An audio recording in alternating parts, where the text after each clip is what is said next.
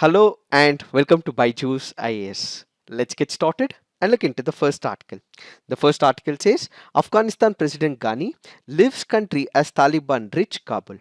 In what could be an infelicitous situation in Afghanistan, its President Ashraf Ghani has left the country for Tajikistan as Taliban have entered the capital of Afghanistan, Kabul. As we have discussed in the past as well, they had captured major cities in the past. The important cities were captured, the most important border areas were captured, and as a result, only Kabul was left out. And now they have entered the city premises, captured the presidential palace, and as a result, what is unfolding in Afghanistan is a grave crisis which could have spillover effects to multiple countries in and around Afghanistan. The first time the Taliban had seized the capital was in the year 1996. But after United States of America entered Afghanistan, it was under the control of the government. But after 20 years, we have the Taliban take over the capital of Afghanistan. Taliban was creating a lot of problems to the government. It had swept the entire country. It was controlling as many as 245 districts in Afghanistan. Only 65 districts were under the control of the government. Most of the other areas that were left out were contested repeatedly time after time. And because the forces were not able to hold on to Taliban in the present situation, what we have seen is a capture of Afghanistan, putting the country into chaos and turmoil, which could result in a greater catastrophe in Afghanistan. Now, the question is what led to this fall? How did Taliban capture all these cities? When we go back to the year 2001, United States of America entered Afghanistan. Why? Because it was fighting a war on terror. And how was it able to control the menace? They were able to get the NATO forces, the United States of America's soldiers, and they were able to prevent the spread of the radicalism in Afghanistan, which is where we also had the government establishment as well. But now, in the present situation, United States of America has withdrawn its forces. All that it wanted was to move out of Afghanistan. So in the past, United States of America, as it said, it was withdrawing from Afghanistan. It also said the forces, the army which is prevalent in Afghanistan would be trained. So when United States of America was asked about this question, it said that there are as many as 3 lakh forces who were trained, and these people would be able to control the menace of any radical forces. But these forces who were trained were only trained for the defensive purposes and not for the offensive purposes. In fact, these forces also relied too much on the United States of America as well, whether it comes to the air support, whether it comes to the weapon system, intelligence. They didn't have a military structure and a plan as well. They didn't have the supplies or the logistics. They didn't have the manpower to fight against the menace of radical forces that was brewing up in Afghanistan. So all that these forces were able to do is act as a defensive product but not as an offensive strategical product, and as a result, Taliban is able to capture most of the cities in Afghanistan. So the betrayal of United States of America also led to demoralization of the Afghanistan forces, and as a result, what we currently see is Taliban is able to capture most of the cities in Afghanistan, most of the districts in Afghanistan, and ultimately, who will pay the price for it? It is the people in Afghanistan. It is the government which is paying the price for it. It will be the women, the children, and those who believe in liberty who will pay the consequences for this disastrous act of United States of America. With this, many political thinkers say this is equivalent to the fall of Saigon. What is this fall of Saigon? When you go back to the Cold War era, you had the Soviet Union, you also had the United States of America. Both the countries were fighting amongst each other to expand their horizons. So what we had was communism on one side, and at the same time we had the capitalism on the other side as well. So when it comes to the Vietnam, the northern part of the Vietnam was controlled by the communists. The southern part of the Vietnam was controlled by the forces which was closely in alignment with the United States of America. But United States of America was not able to continue this war, and as a result, the northern forces which had communist ideology was able to take over the southern part of Vietnam as well. So what does United States of America do? It immediately withdraws from Vietnam. That withdrawal of United States of America's forces in Vietnam led to the fall of Saigon, which means that United States of America abruptly just comes out of Vietnam War. So there is a saying that United States of America does not lose war because it abruptly enters into a withdrawal, which is what is happening even now in Afghanistan. Ideally, there should have been peace enforced in Afghanistan, but with the sudden withdrawal of United States of America in Afghanistan, like in Vietnam, there was capture of communism in Vietnam. Here, Taliban has captured, so this has resulted in chaos, and it is the people who would be paying the penalty. Now, what is that we have to understand is the concerns that will be broiling up in the near future in Afghanistan. The immediate problem that we would be seeing, as shown in the picture, is the humanitarian crisis. The minute there is power capture by Taliban, most of the people wanted to leave the country. They started looking for their passports, they started looking for their visa approvals as well. People started moving away from their homes as well. This led to a huge humanitarian crisis, and this could also have spillover effects to multiple other countries as well. So the bordering areas, which include Tajikistan, Uzbekistan, Iran, Pakistan, all these countries will face the brunt of this capture by Taliban. So what are we seeing here? We are seeing a humanitarian crisis. This is one of the images that we currently are witnessing in Afghanistan, where these people do not want to come under the cloud and the cover of the Taliban forces, and as a result, they somehow want to leave the country, unfolding an humanitarian crisis. Followed by this, as you can see in this image, there is a long queue in the banking system as well. People are scared what would happen to their money. People are scared when Taliban would capture these banks as well, and people would be left out without any essentials. In order to overcome this, you have this long set of lines that are currently being seen in Afghanistan because there is capture of power by Taliban. And as you can see from the image, you have the Taliban forces who have entered into the presidential palace hours after President Ashraf Ghani fled the country. In fact, what could be even more bizarre, Taliban has even tried to cajole the Kabul residents. They said that they would not interfere with their businesses. They would also provide amnesty to those people who were in support of the Afghan government as well as the foreign forces. And at the same time, in spite of these fake promises given by Taliban, what is happening in the present situation is they are looking for those people, going door to door, killing those people who have been against Taliban in the past. What we actually see is that few residents were also paraded and they were also killed as well. This means that there will be a grave crisis that will be unfolding in Afghanistan. So women will not be allowed to study, children would not be allowed to study. There is no question of liberty in the near future, and what we will have is a turmoil that will be brewing in Afghanistan. And as a result of all these situations that we currently see in Afghanistan, we have the United Nations Secretary General who urged the Taliban and all parties to exercise restraint. In fact, the United Nations has also asked the Security Council to meet as soon as possible to discuss about the Afghanistan crisis. It is this that we have to understand in reference to this article. Now let's look into the next article. This article says regional identity and being part of the mainstream. This article here has two issues. One, it speaks about the Kadamba dynasty. So we will look at all those important points which is required from the preliminary examination point of view. The article also focuses about whether states can have their own state flags. Will it be in conflict with the constitution? And we will also have a fair bit of an idea of prevention of insults to the National Honor Act. Let us try and understand what is this article all about.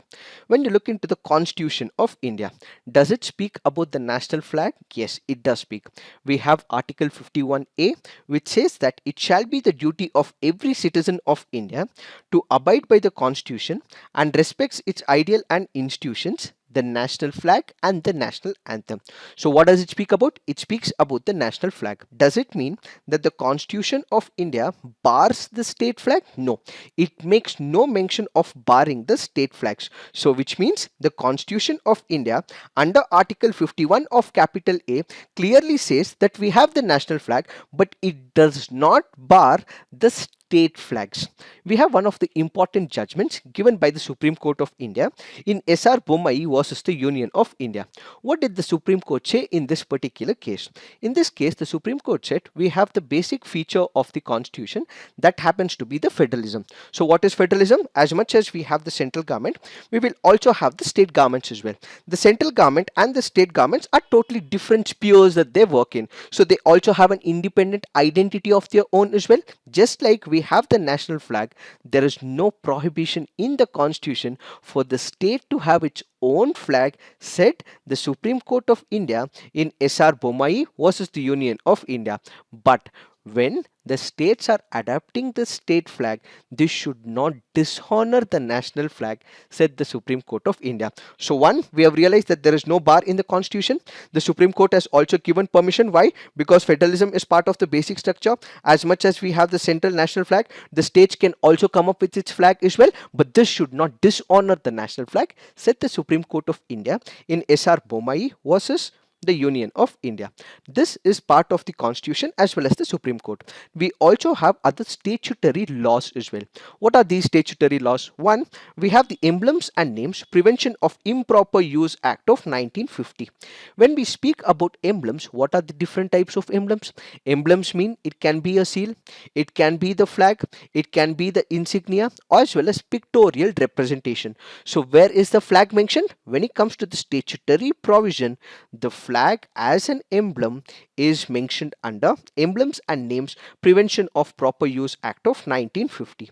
Added to this, we have the Prevention of Insults to the National Honors Act. What does it say? This was an act that came in the year 1971. Does it have any prohibitions or issues for the state coming up with its own flag? No, it does not make any mention of it.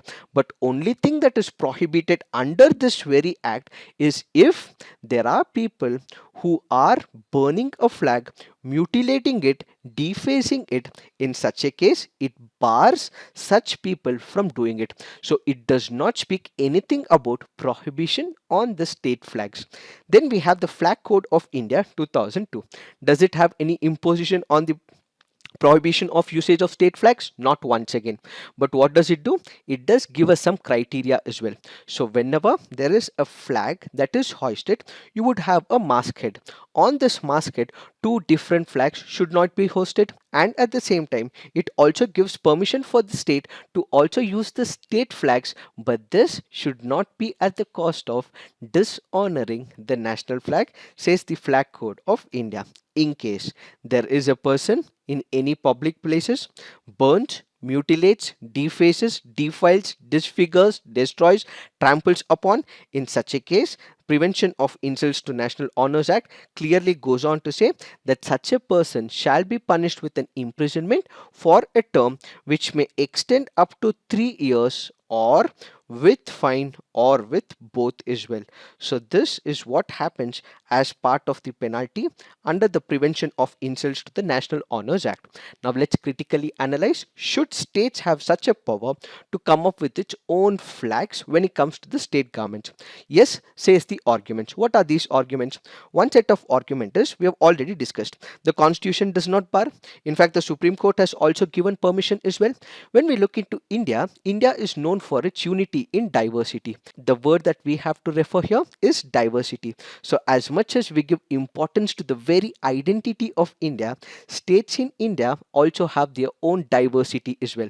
They also have their regional culture, they also have their regional aspirations, they also have legal representation as well. So we have to support this diversity. So what is wrong in having this cultural diversity supported in the form of a flag? The Constitution does not bar it, the Supreme Court is not barring it, the statutory laws are not barring it. So why not represent that culture in the form of flag is the first argument.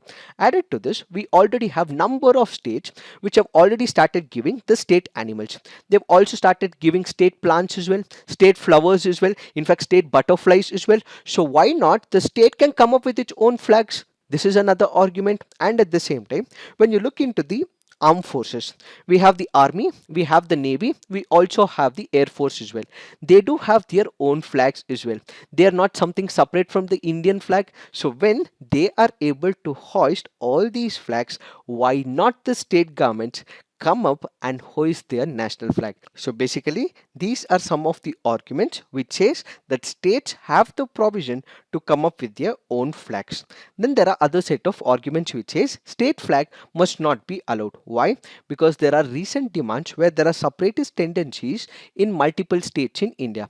If given this particular analogy, there can be vociferous tendencies in the state, as well as this could also harm the unity in India. So the first point that we have to remember is there might be separatist forces in India. If we give rise to such flags, it might also break the integrity of India. That's the first point. Added to this, the display of flag by one state may also create a chain link.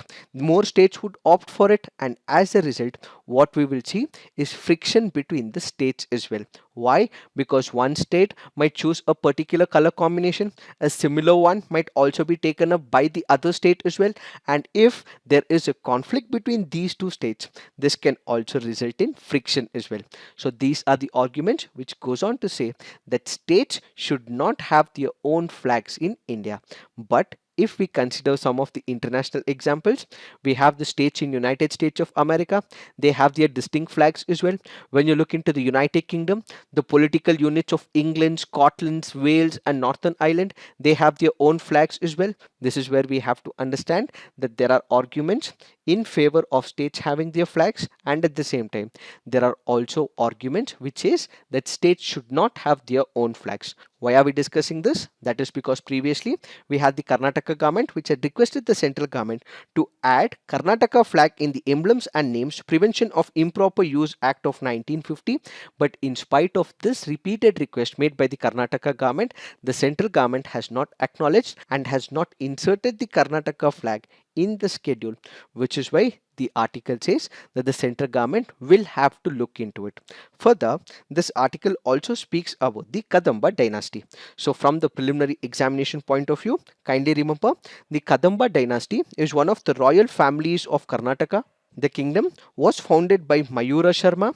He went on to defeat the Pallavas of Kanchi. The Kadamba dynasty reached its pinnacle of power during the rule of Kakusta Varma. And when it comes to the Kadamba dynasty, the first indigenous dynasty to use Kannada for its administrative purposes happens to be the Kadamba dynasty. This could be very important from the preliminary examination point of view. Now let's look into the next article. There are about two articles here. One, it speaks about the partition of India. The other is speaking about the security threats to India immediately after independence and what are we supposed to do in the near future. So it traces the journey of India from independence up until now in terms of the security threat that India has seen in the past. When it comes to 1947 and prior to that, India was called as Akhanda Bharat. There was no Pakistan, there was no Bangladesh. We were a huge country. But after 1947, because of the colonial masters, because of few people individual ambitions, what we had was breaking up of India into India and Pakistan. Pakistan once again had two parts. One was called as the East Pakistan, which eventually goes on to become Bangladesh. We also have West Pakistan, which continues to be the Pakistan. So what does this article say? The article goes on to say that prior to 1947, everything was good because we had the Akhanda Bharat. But after 1947, what we have seen is bloodshed. what we have seen is rape and deaths, and unfortunately, people are the major sufferers. When it comes to the states of Punjab as well as to the state of West Bengal, it was the people who became the major sufferers as they had to lose out on the people, says this article. Further, the article goes on to say, irrespective of the religion, the Hindus, the Sikhs, the Buddhists, the Muslims, most of them were killed during this transition phase, says the author in this article. And immediately after independence, in spite of creation of a new country called as Pakistan, India continued to face the security threats, says this article. The security threats faced by India can be divided into two parts. One into external sector, the other into internal sector. When we look into the external sector, these are the issues that are emanating from some other country, where some other state actor is becoming a threat to India. Why? That is because the frontiers were not defined in a way it was supposed to be. Let's say, for example, we have the Redcliffe line or the McMahon line. Who defines these lines? It was the British. The British were not able to keep up to this particular line, and as a result, what we currently face is security threats because the borders are not drawn clearly. So, because of which, India is facing the problems on the northeastern front, one with China. On the western side, we have been facing issues with Pakistan as well. So the most important external threat is because the boundaries were not drawn clearly by the British forces. We are still suffering because of the frontier problem. Added to this, immediately after we became independent, we had wars with multiple countries. One with Pakistan, which resulted in 1965 and 1971 war. We've also had war with China as well, one in 1962. Recently, a type of skirmish along the Ladakh region. So what we are able to see is that with time, there are nuclear armed neighbors that we currently have, and this is a major security threat to India, one on the western border, the other on the northeastern side as well as the north part of India. So India is facing threat from these countries, says the author. Then we have the security challenges at the domestic level. This can be seen in the northeast region. This can be seen in the Punjab region.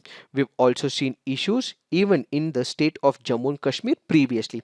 Now it is a union territory, but previously it was the state of Jammu and Kashmir. So domestic front, apart from this, we also have the major problem of Naxalism and Maoism as well. So India is facing threats both on the external front and also on the internal front as well. Now let us try and understand what happens with respect to India on the foreign policy front. Because of all these issues that India was able to see beforehand, India came up with a foreign policy doctrine. What was this foreign policy doctrine? It is called as the non-aligned movement. What is this non-aligned movement? You had two superpowers back then. One was the United States of America, the other was the Soviet Union. Both these countries were fighting for the hegemony and dominance across the length and breadth of the world. But India was smart enough not to join United States of America or the Soviet Union. Instead, it said that whatever advantages we could take both from USA and Soviet Union, so we would not align with any single ideology. So what does India do? It remains completely independent, extracts advantages both from USA as well as from the Soviet Union. This is where initially, after the independence was done, it was able to get the military assistance from the West, and it was only from the mid 1950s it was able to develop connection with the Soviet Union. Because India did not align with any of these powers, both the Western powers also helped, and after mid 1950s we had the Soviet Union, which was also helping as well. Added to this, India also got a status because it was part of the non-aligned movement. It helped many other countries in Afghanistan and also in Asia to decolonization, and ultimately these countries also saw the independence as well. So what was once India under the cloud of the colonial power started regaining an independent identity after independence. But as we have discussed, India did fight a lot of wars as well, and coming back to the 1970s and 80s, we did have a lot of wars as well. One was the breaking up of Pakistan into Pakistan and Bangladesh, and during this particular crisis of 1971, we also had United States of America threatening India as well. Why? Because because on one side we had the Soviet Union helping India, and at the other side you had the United States of America supporting Pakistan. So in fact, during this particular period, you had United States of America even threatening India. And after this, what we had is the end of the Cold War era. During the Cold War era, we had this tussle, but after the Cold War era, what we had is a single superpower in the form of United States of America. But immediately after the end of the Cold War era, what India saw is the economic crisis unfolding. What was it? We had the 1991 Gulf War. During this particular crisis, India was not able to get enough amount of oil, and as a result, it had to import oil from multiple other countries apart from West Asia.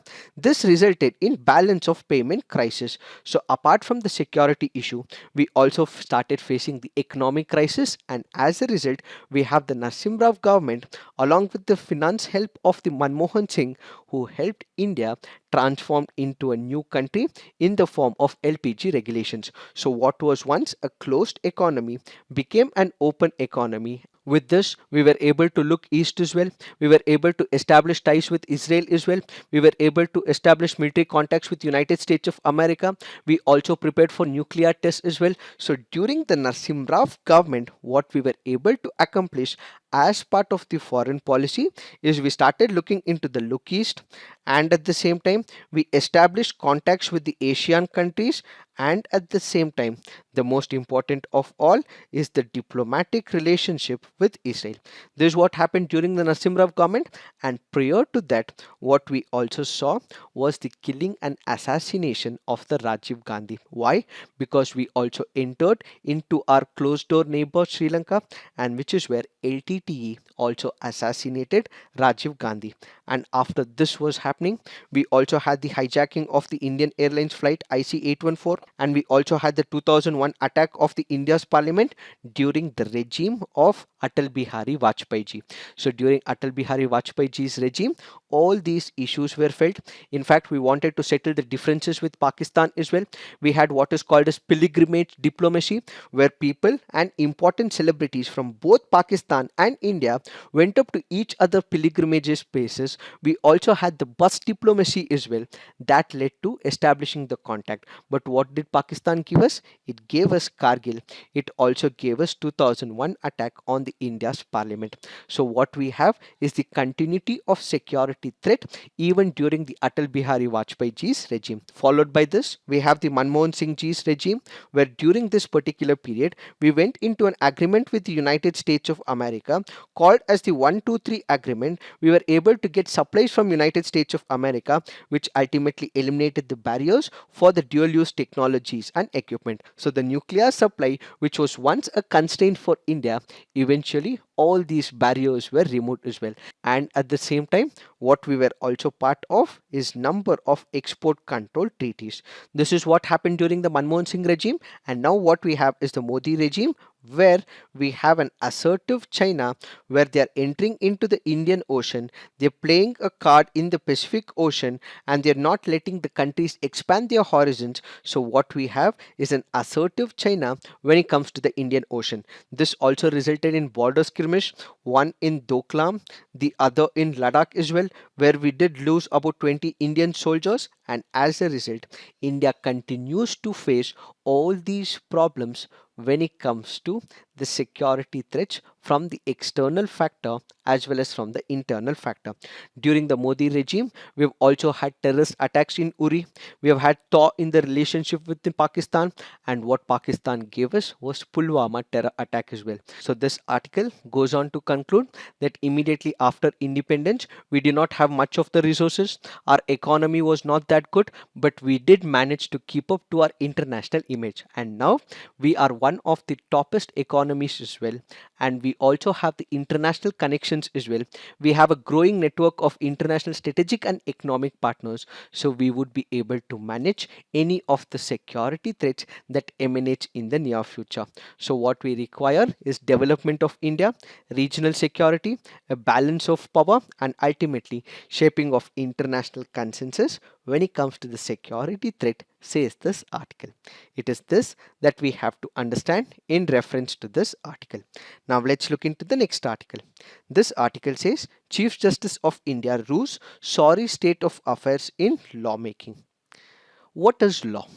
One of the definitions of law, as given by Salmon, says law may be defined as a body of principles recognized and applied by the state in the administration of justice.